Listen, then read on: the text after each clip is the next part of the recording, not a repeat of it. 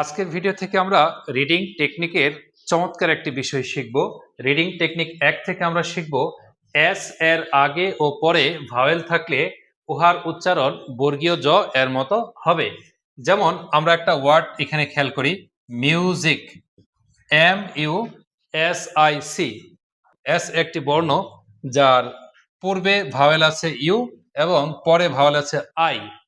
এখানে এস এর উচ্চারণ হয়ে গেল বর্গীয় জ এর মতো, অর্থাৎ মিউজিক। একইভাবে আমরা খেয়াল করতে পারি visible, visual, vision, use, usual, reason, season, prison.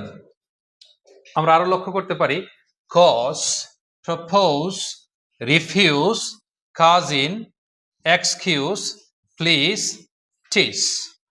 এই প্যাটার্নের কোনো ওয়ার্ড যদি আপনার জানা থাকে অবশ্যই সেটা কমেন্টে লিখে জানাবেন। ধন্যবাদ ভিডিওটি দেখার জন্য। আসসালামু আলাইকুম।